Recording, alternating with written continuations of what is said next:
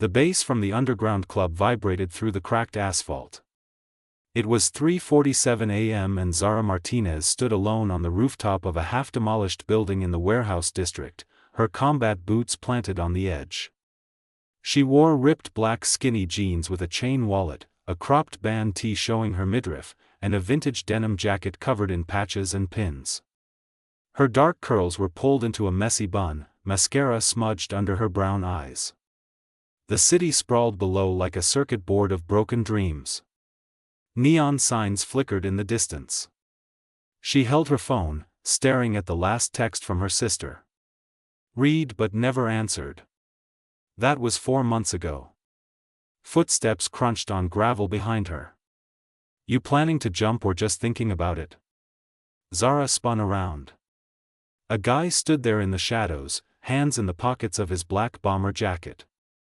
Underneath he wore a faded graphic tee and dark joggers with white sneakers that had seen better days. His hair was bleached platinum blonde, shaved on the sides, longer on top. A scar cut through his left eyebrow. He looked maybe 23, 24. Tired eyes that had seen too much. Who the hell are you? Zara demanded. Someone who's not trying to stop you, he said, walking closer. I'm just tired of being alone up here. This is your spot. Was. Until you showed up. He pulled out a vape pen, took a hit. I'm Reese. Zara.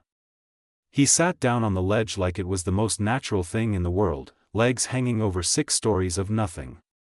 After a moment, she sat too. Close enough to talk. Far enough to run. So what's your damage? Reese asked, staring straight ahead. My sister OD'd in my bathroom, Zara said, voice flat. I was in the next room watching Netflix. Didn't even hear her fall. Reese turned to look at her. Really look. That's heavy. Your turn. He laughed, but there was no humor in it. My best friend set me up. Got me arrested for moving product that wasn't even mine. He walked away clean while I did 18 months. Got out last week. Damn. Yeah. They sat in silence. The city hummed its lonely song. You blame yourself? Reese asked. Every second of every day. Me too. Something passed between them. Recognition. 2 people drowning in the same ocean. I come here to remember what it felt like before, Zara said quietly. Before everything went dark. Does it help? No. But it's better than being in my apartment with her ghost. Reese nodded. I get that. He pulled something from his jacket. A flask. Offered it to her. What is it? Cheap whiskey. Makes the thoughts quieter. Zara took it, drank. The burn felt good. Real. You ever think about just leaving? Reese asked. Getting in a car and driving until you hit ocean? Every single day. So why don't you? Because I'm a coward. Reese smiled for the first time. Sad and crooked. Same. Below them, sirens wailed. Red and blue lights painted the streets.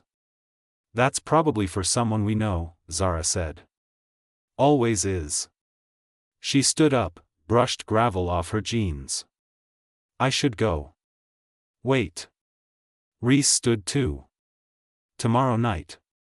Same time. You down? Zara studied his face. Searching for the catch. The angle. But all she saw was someone as lost as she was. Why? Because I haven't wanted to wake up tomorrow in a really long time. And for some reason, right now, I kind of do. Something cracked open in her chest. Dangerous. Reckless. Okay. As she turned to leave, Reese called out. Hey, Zara. Yeah? Don't do anything stupid before tomorrow. You either. She climbed down the fire escape, heart pounding in a way that felt almost alive. She didn't see the black SUV parked across the street. Didn't see the man inside taking photos of her and Reese. Didn't see him make a phone call the moment she disappeared into the night. But Reese did. And his blood ran cold. Zara showed up the next night wearing the same combat boots but different clothes, high-waisted cargo pants in olive green, a black crop top under an oversized flannel shirt left unbuttoned, and silver rings on every finger. Her hair was down this time, wild curls catching the wind. Reese was already there. Same bomber jacket, but he'd changed into black jeans and a different tee, this one plain white. He was pacing. "You came," he said, sounding surprised. "You doubted me?" "I doubted everything." He looked different tonight. Wired. Scared. "What's wrong?" Zara asked. Reese ran his hand through his blonde hair. "That SUV last night. You see it?" "What SUV?" "Exactly." He pulled out his phone, showed her a photo. "Black vehicle, tinted windows. They've been following me since I got out. I thought I was paranoid, but then this morning I found this under my car." He held up a small black device. "GPS tracker." "Who would do that?" "The people I used to work for." "Or the cops?" "Maybe both." His jaw clenched. "I shouldn't have asked you to come back. This is bad. I'm already here." "Zara, you don't understand. These people don't play." "Then why are you still in the city?" Reese laughed bitterly. "Because I'm trying to find proof that my boy Marcus set me up. He's still out here living his best life while I'm marked. I need to clear my name before I can disappear. So let me help you." He stared at her. "You're crazy. You're just figuring that out now?" Something shifted in his expression. Calculation mixing with desperation. "There's a warehouse in the industrial district. Marcus stores his inventory there. If I can get photos, recordings, something that proves he's still operating, I can take it to his suppliers. Make them see he's sloppy. Dangerous. They'll handle him for me." "When?" "Tomorrow night. But I can't do it alone. I need someone to watch my back." "Why me?" "Because you don't care if you live or die. That makes you useful." The words should have hurt. Instead, they felt like the first honest thing anyone had said to her in months. "You're not wrong." Reese stepped closer. "If we do this, there's no going back. You understand? These people will come after you too." "Good," Zara said. "I need something to feel besides nothing." He searched her eyes. "You're serious. Dead serious. Okay." He pulled out a burner phone, handed it to her.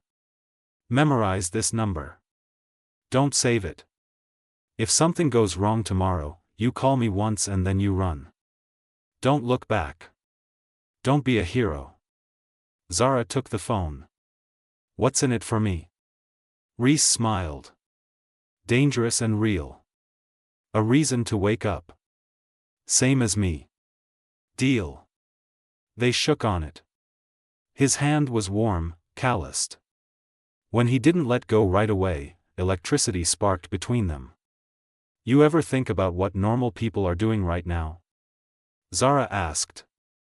"Sleeping. Dreaming about boring things. Sounds terrible. Right?" They sat on the ledge again. The city looked different tonight. Less like a graveyard, more like a battlefield. "Tell me about your sister," Reese said softly. Her name was Luna. She was 20. Artist. Funny. Got mixed up with the wrong crowd after our mom died.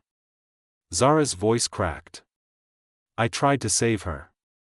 She didn't want to be saved." "That's not on you."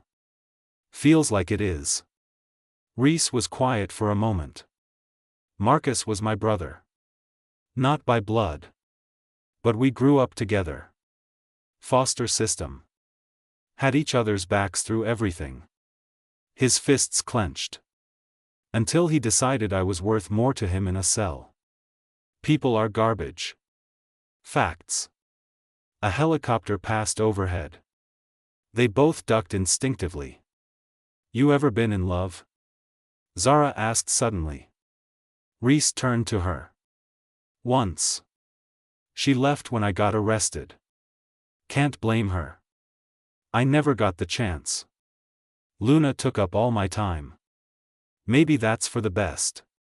Love just gives you something else to lose. Is that why you're doing this? Revenge? Survival. If Marcus thinks I'm weak, he'll come for me. I have to move first. Zara nodded. Tomorrow night then. Tomorrow night. As she stood to leave, Reese grabbed her wrist. Gentle but urgent. Zara. If this goes sideways, if you have to choose between helping me and saving yourself, you save yourself. Promise me. She pulled her hand back. I don't make promises I can't keep. That's when they both saw it. The same black SUV, parked in the exact same spot. Watching. They want me to know they're there, Reese said quietly. Let them watch. But as Zara climbed down the fire escape, her phone buzzed. Unknown number.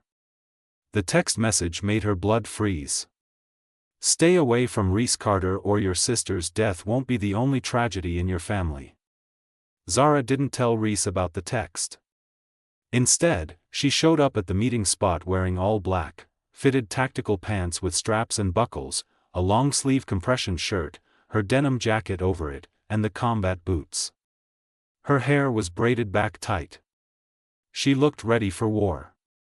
Reese wore black cargo pants, a black hoodie under his bomber jacket, and dark running shoes. His platinum blonde hair was hidden under a black beanie.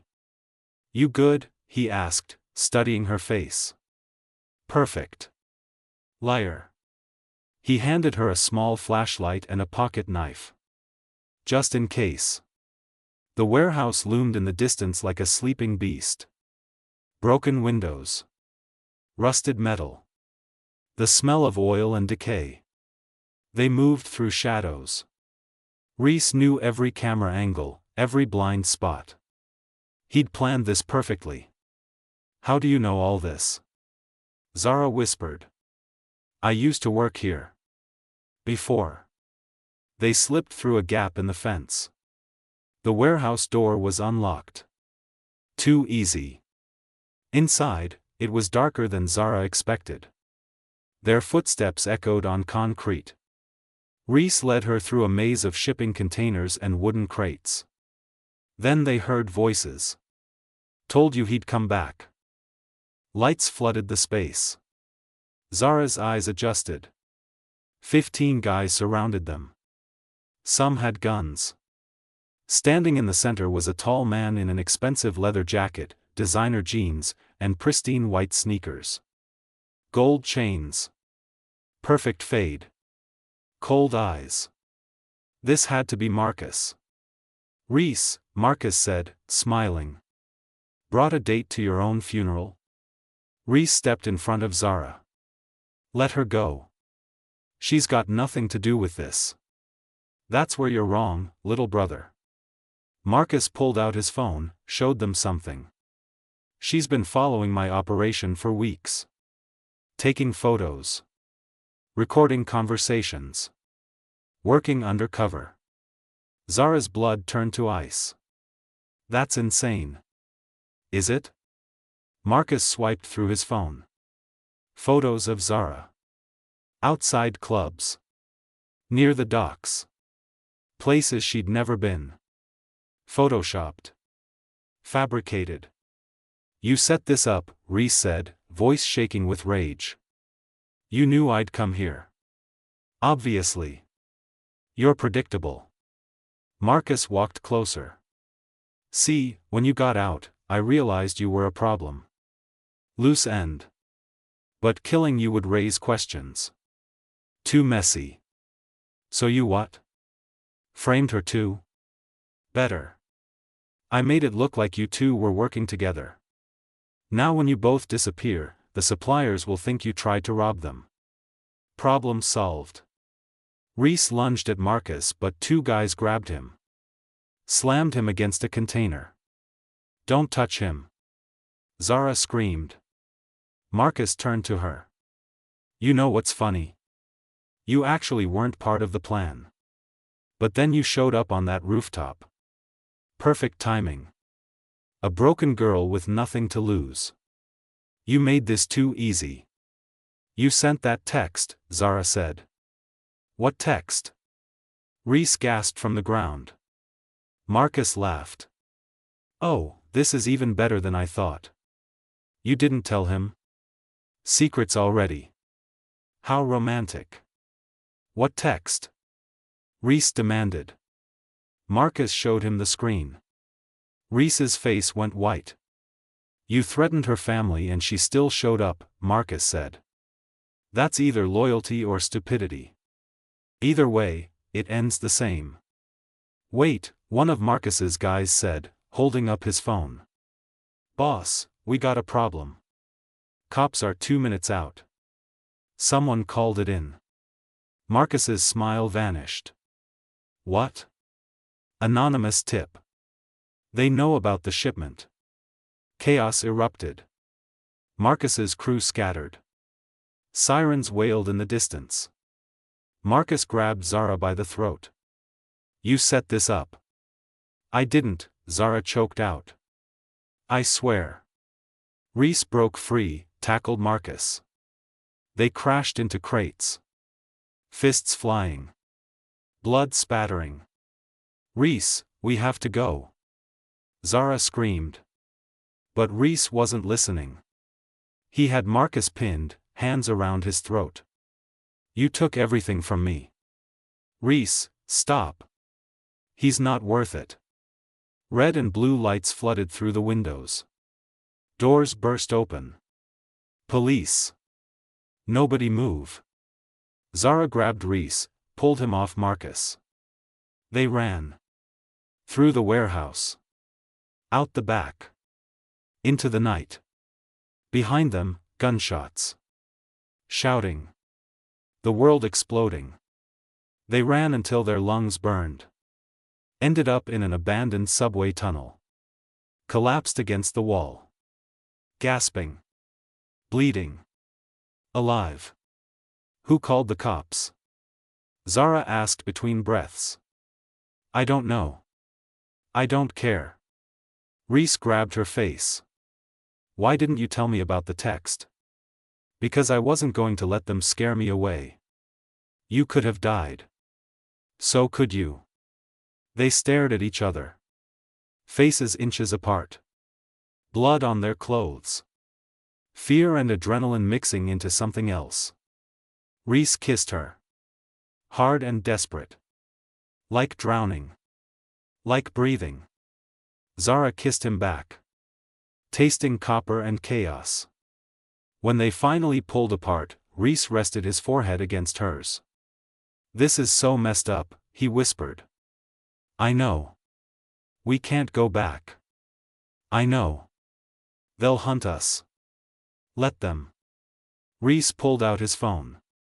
Sent one text. Then smashed it under his boot. What did you just do? Zara asked. Something I should have done a long time ago. But before he could explain, Zara's burner phone rang. Unknown number. She answered. Put it on speaker. A woman's voice. Cold. Professional. Miss Martinez. Mr. Carter. You have something we want. And we have something you need. Who is this? Reese demanded. The person who called the police tonight. The person who's been watching both of you. And the person who knows exactly what happened to Luna Martinez. Zara's world tilted. What did you just say? Your sister's overdose wasn't an accident. It was a message. One that you're about to understand. They met the woman at a diner on the edge of town. Fluorescent lights hummed. Smell of burnt coffee and grease. It was 5 a.m. Zara wore her cargo pants and crop top from before, her flannel tied around her waist now. Exhaustion painted shadows under her eyes. Reese had ditched the beanie, his platinum hair messy and bloodstained. Fresh bruises colored his face. The woman sat in a corner booth. Mid-40s. Sharp suit. Perfectly styled black hair. She looked like money and danger. "Sit," she said. They did. "My name is Diana Chen. I work for the people Marcus works for." Worked for. She slid a folder across the table. "Everything you need to know is in here." Zara opened it. Photos. Documents. Her hands started shaking. "Luna didn't overdose on accident," Diana said calmly. "She witnessed something she shouldn't have. A transaction. Names. Faces. She tried to leverage it. Wanted money to leave town. They made an example of her." "No," Zara whispered. "No, she was an addict. It was an accident. She was getting clean. 3 months sober. Check the autopsy report. Page 4. Zara flipped through pages with trembling fingers. There it was. Evidence of forced injection. Struggle marks. Covered up by the medical examiner. "Who paid to cover this up?" Reese asked. "The same person who set you up. Marcus." Reese's fists clenched. "Why are you telling us this?" "Because Marcus is a liability. He's reckless. Violent. Bad for business. We need him gone, but we can't do it directly. Too messy. Too much attention." Diana leaned back. "That's where you come in. You want us to kill him," Zara said flatly. "I want you to help him disappear. There's a difference." "And if we refuse?" Diana smiled. No warmth in it. "Then the evidence that you two robbed the warehouse tonight gets delivered to police. You'll both be in cells by noon. Reese goes back to prison. Zara gets charged as an accomplice.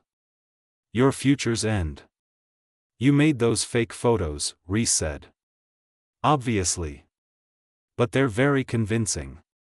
Your choice." Silence. Heavy. Suffocating. Zara looked at the photos of her sister. Luna smiling. Luna alive. Luna dead on her bathroom floor. "What do you need us to do?" Zara asked.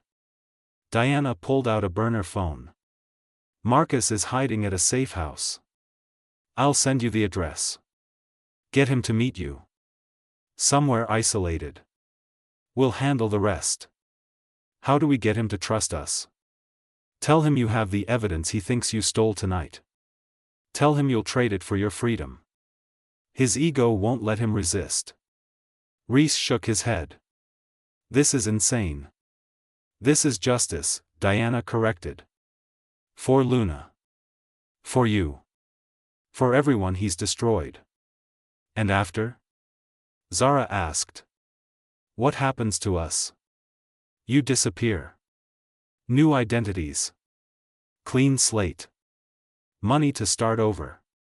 All you have to do is make one phone call." Diana stood up. Dropped cash on the table. "You have 24 hours. After that, the offer expires. And so do your options." She walked out. Left them sitting there. Drowning in impossible choices. Outside, dawn was breaking. Pink and orange bleeding across the sky. "We can't do this," Reese said quietly. "This is murder. He killed my sister. Zara. He set you up. Destroyed your life. Threatened us. He's not going to stop. There has to be another way." Zara looked at him. Really looked. Is there? Can you think of one where we survive and he pays for what he did? Reese was silent. I didn't think so. She pulled out the burner phone. Stared at it. If we do this, Reese said slowly, we can never come back from it. We become something else. Something dark. Maybe I'm already dark. You're not. You're hurt. There's a difference. Is there? Reese took her hand. I'm not going to tell you what to do. This is your call. Your sister. Your pain. But whatever you decide, I'm with you. All the way. Why? You barely know me. Because in 3 days you've made me feel more alive than I have in 2 years. Because when I'm with you, the world makes sense even when it doesn't. Because I think I'm falling for you, and that's the scariest thing that's ever happened to me. Zara's breath caught. Reese. I know it's fast. I know it's crazy. But nothing about us has been normal from the start. She kissed him. Soft this time. Tender. Tasting like grief and hope and tomorrow. When they pulled apart, she made her decision. Zara dialed Marcus's number. He answered on the second ring. How'd you get this number? Marcus demanded. I have the evidence from the warehouse.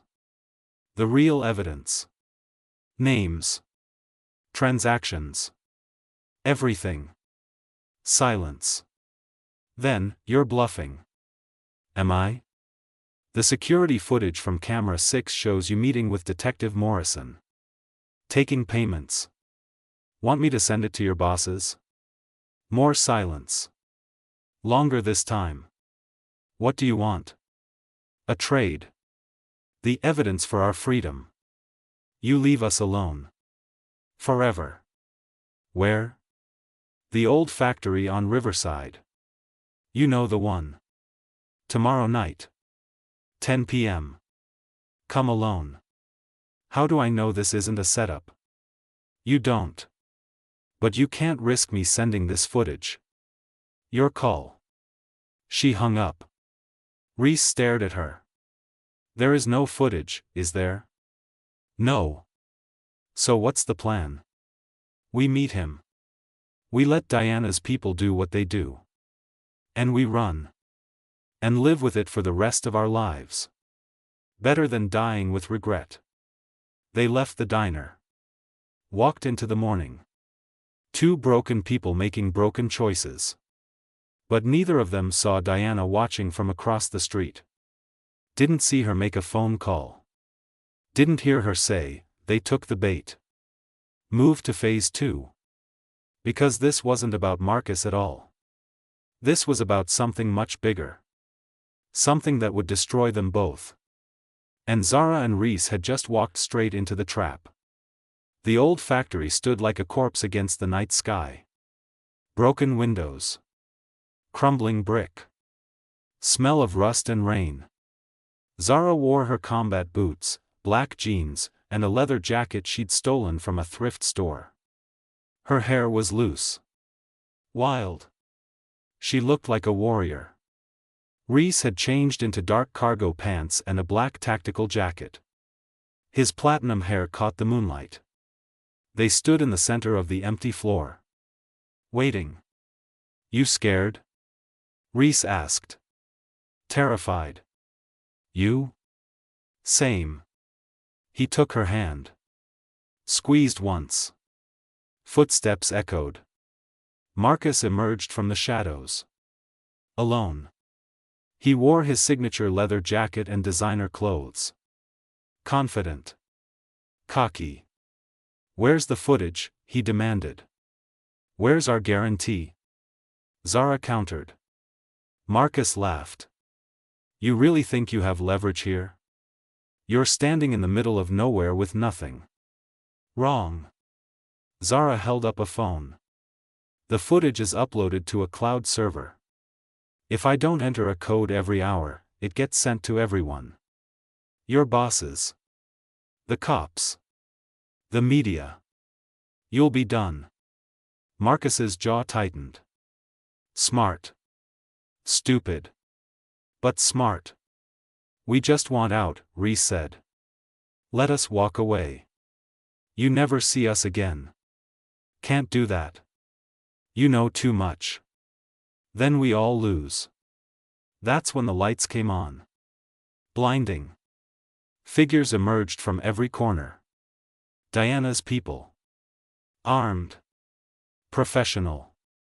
But they weren't pointing guns at Marcus. They were pointing them at Zara and Reese.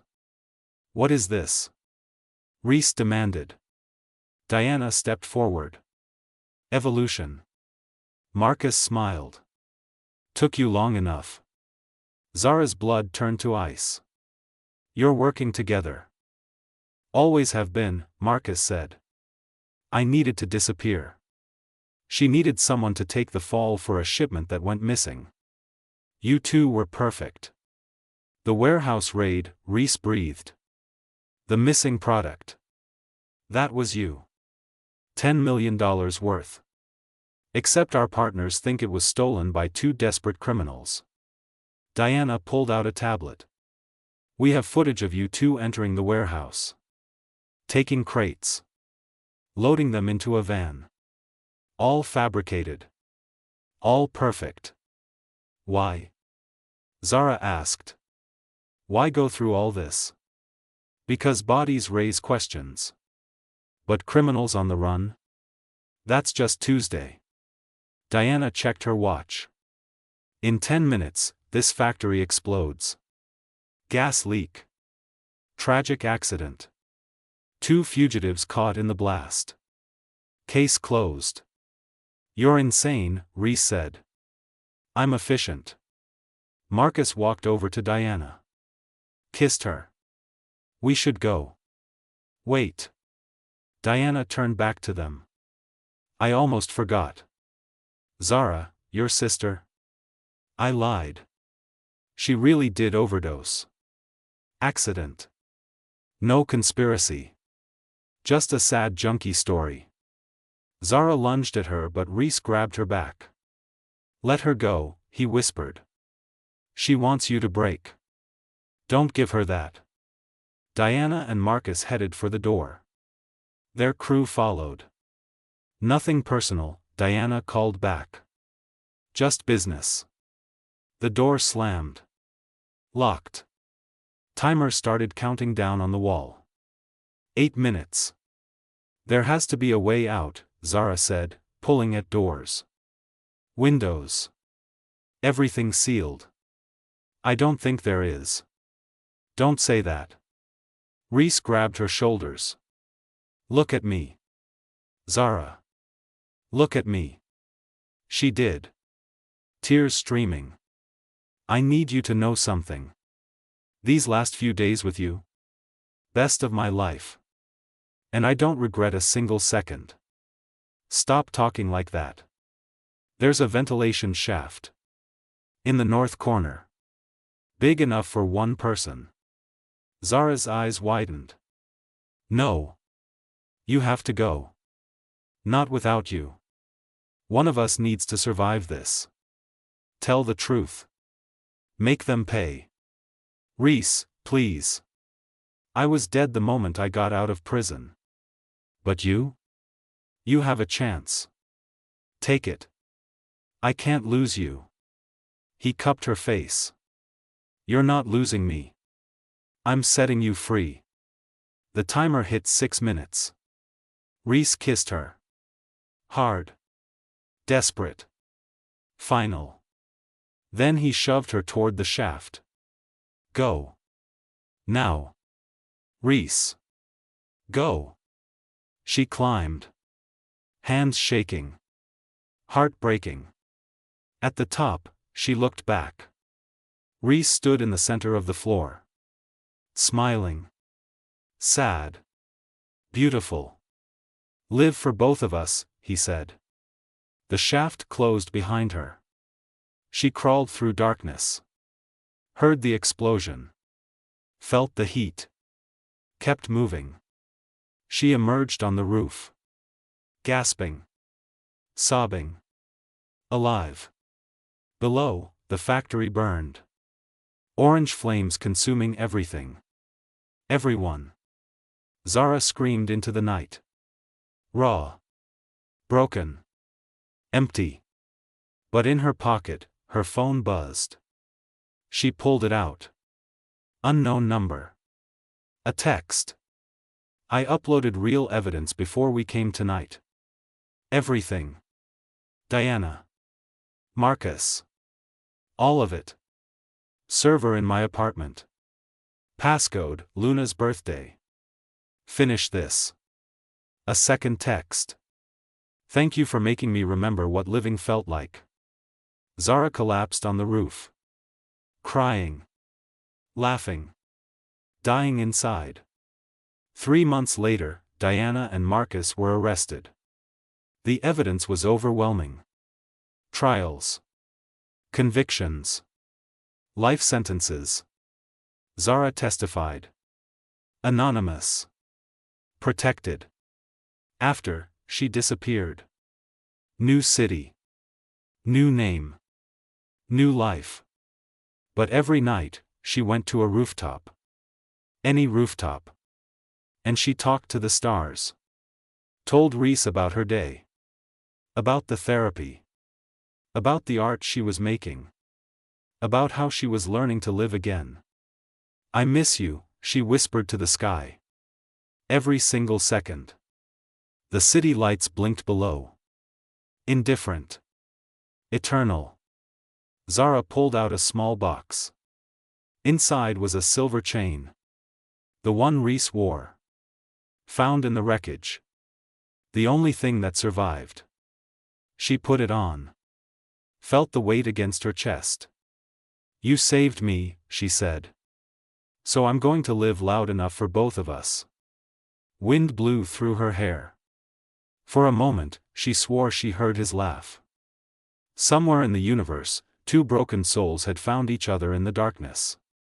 And even though one was gone, the light they created together still burned. Zara stood up. Looked at the city. Her city now. Watch me, she said to the stars.